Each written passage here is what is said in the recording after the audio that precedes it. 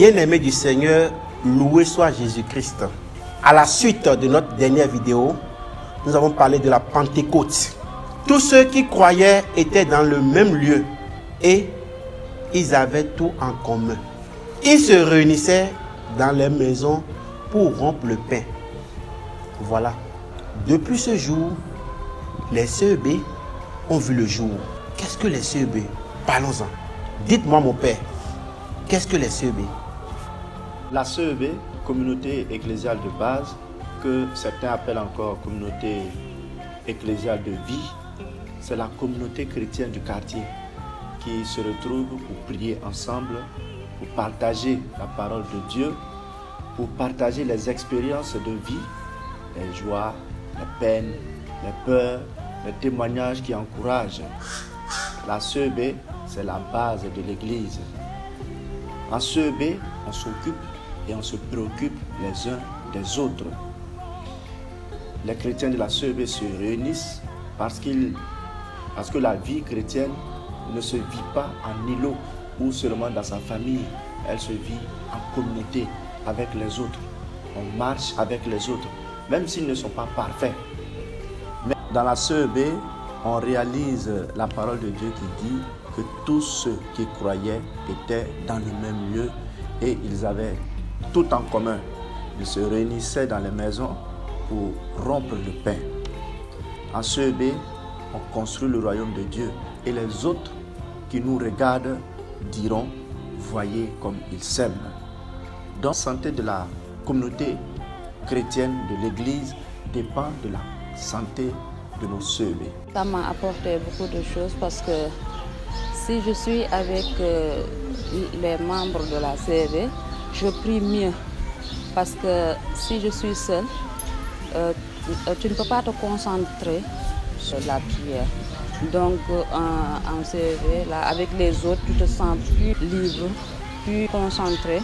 Donc ça augmente ta foi. Là, tu te sens vraiment que tu es en communion avec le Seigneur. Donc ça me fait du bien d'être en communauté. À la CEB, je suis la trésorière de la CEB. Ça m'a permis d'avoir plus confiance en moi et aussi à tolérer la tolérance et la patience. Notre CEB, franchement, était très dynamique. Il y avait un engouement général. Les gens participaient activement. Mais au fil du temps, ça s'effritait. Et on ne voyait pas beaucoup de monde dans les familles à chaque fois qu'on allait prier dans une famille. Qu'est-ce que nous a apporté la CEB? Ça nous a permis, franchement, avec l'aide de nos prêtres, de mieux connaître surtout l'église domestique. Ensuite, ce que c'est une CEB. Comme son nom l'indique, c'est une église de base. Donc chez nous, on n'était pas nombreux. On était à peu près une dizaine, mais au fil du temps, les gens sont venus, de nouveaux paroissiens sont venus. Et là, nous avons commencé à dire que maintenant, une famille va organiser sa fête patronale dans des membres de sa famille.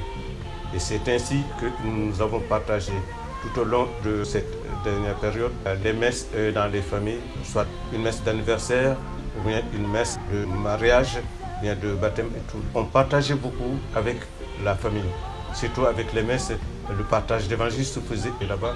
Tout le monde participait. Et il y avait de ces questions très pertinentes de certains fidèles. Et à chaque fois que le prêtre répondait, ou bien un membre de la CEB répondait, il y avait en plus pour lui. Aujourd'hui, plusieurs personnes ne fréquentent plus les CEB parce qu'ils ont été découragés ou ils ont fait une mauvaise expérience. Dites-moi, mon père, quelles sont ces réalités que nous n'avons pas trouvées dans les CEB? La CEB n'est pas un lieu de dispute où on vient casser les relations, où on vient détruire la communion et la fraternité. La CEB n'est pas le lieu pour attiser les tensions, la jalousie et le mauvais leadership. La CEB n'est pas le lieu du régionalisme ou de la discrimination.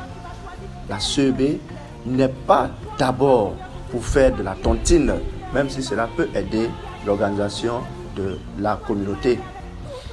Là, enfin, la CEB n'est pas le lieu pour faire les mauvaises choses, comme on dit, pour faire la sorcellerie. Spécialement dans notre CEB, les familles sont d'abord nombreuses et encore les familles sont très adultes. Les jeunes qui participent quand la messe se passe chez eux. Et encore, il y a l'école. Les heures de rassemblement ne coïncident pas, ne cadrent pas avec leur emploi de temps. Mais nous constatons à chaque fois qu'il y a rencontre dans une famille, même les jeunes de cette famille participent activement à notre réunion. Mais je crois que ce sont les parents aussi qui doivent pousser les jeunes à participer à nos réunions.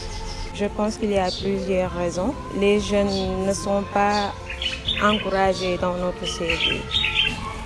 Ce n'est pas tout le monde qui est disponible. Aussi, il y a les heures qu'on choisit pour les réunions et les rencontres. Si on convoque les jeunes à 18h30 alors qu'ils descendent à 18h, il y a problème. Il y a aussi les parents. Ils ne poussent pas les jeunes à venir dans les CEB. Ils ne les encouragent pas en quelque sorte. Aussi, c'est ça. J'invite les jeunes à revenir dans notre CEB. Revenons, s'il vous plaît. Revenons dans notre CEB. Retournons à nos CEB et vivons ensemble et construisons le royaume des cieux.